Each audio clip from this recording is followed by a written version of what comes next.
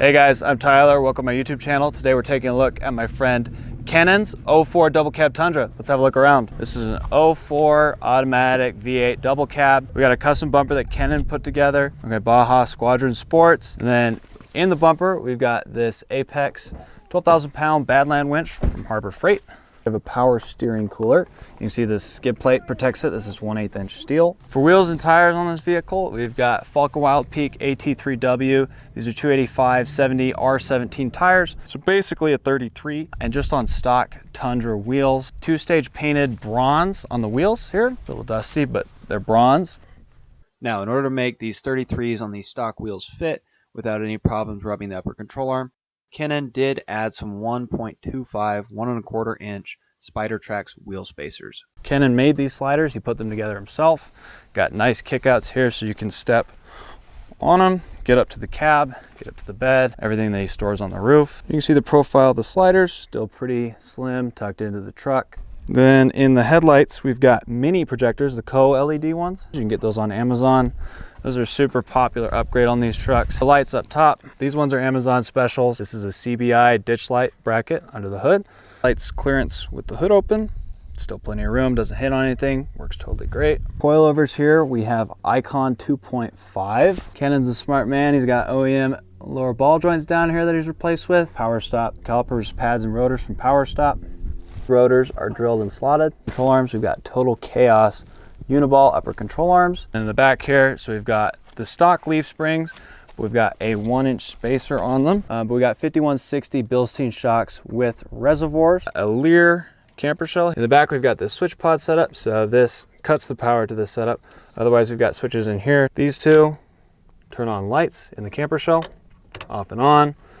So this is my light switching setup. Here we got a chase light setup. These are more Amazon lights. So these are great for trying to see in the dust. If someone's behind you, you want to be able to keep track of them. Got an Amazon special roof rack up here. Able to keep all our totes, recovery boards, all kinds of camping gear, spare water on top of some tracks that are in the shell. In Kenan's truck, he deleted the rear seat. So we've got a lot of extra storage right back here up against the rear seats. We've got this platform, portable power. This is usually where he runs his fridge setup. We're on just a quick overnight trip, so no fridge setup today, but this provides a lot more room with this plank stuff above and below it. If you don't need the rear seats, this is a great way to go.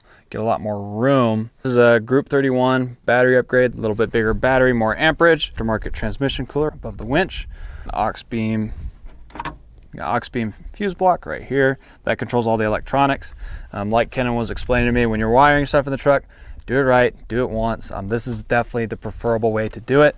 Get all your electronics wired safely. You don't have to deal with fires or constantly worry about it, or be rewiring stuff when it doesn't work.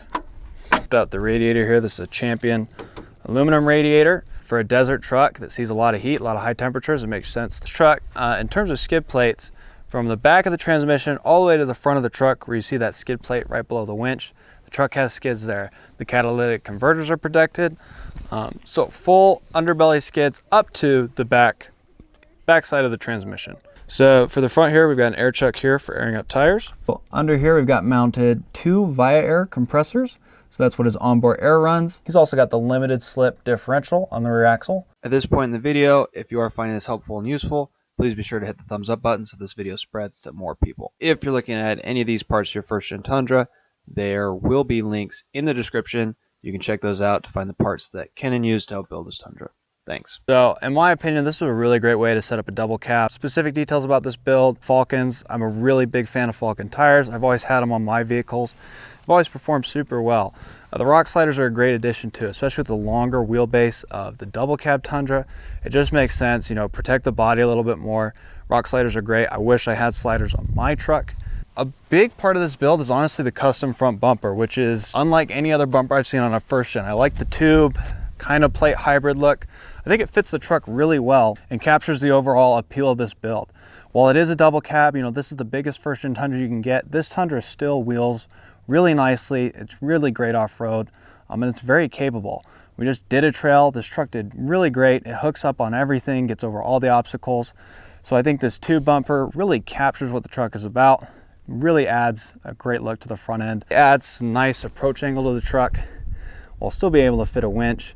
you're just not nearly as worried about banging up on a bumper like that as you would be with the stock front bumper. I like all the lights set up. It looks really good. And again, you know, pair that with the sliders with big enough tires that make off-roading pretty easy.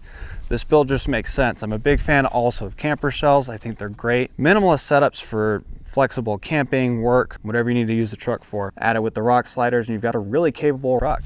I can totally see how this thing is great to take out on trails, take out camping, and still pretty daily drivable if that's what you're gonna do with the truck. I decided I better not tease you and just say it did well off-road, but also show you guys how well this truck did off-road. So even on just some steep obstacles like this, the truck is a slightly longer, wider wheelbase, but it totally fits in on these narrow trails with some pretty decent ledge and step obstacles. He just barely drags the hitch right here, but otherwise the truck does really good. Here's another look at an obstacle that I actually didn't go on my truck because I was worried if I didn't have sliders I'd catch. So you can see the wheelbase is really not a problem. The sliders are there in case he puts the tire on the wrong rock, but he gets up and over it with just a little bit of throttle. This thing crawls and handles really well, and overall a very impressive build. It was cool to get an overview of this truck, but also see directly how it did on an off-road trail like this. This is an interesting model, the double cab, because it's an 04. It's the first year of the double cab, but the V8 is still the same exact engine that was offered in all the previous Tundras. It's a non-VVTi, just the V8 4.7 liter engine, and you're still getting the 4-speed automatic transmission in these V8 pickups. So if you go to the 0506 double cab, that's where you see VVTi, that's where you see a 5-speed transmission, but this is still the same, tried and true. There's no secondary air system or anything like that. This is the earlier model V8 and the earlier model 4-speed automatic transmission on this Tundra. Let me know in the comments what you think of this Tundra, anything you'd add, any upgrades that's missing. If you have any questions, please leave a comment. I'll try to answer those questions as best as I can. Thank you so much for watching this video. I will see you guys in the next video.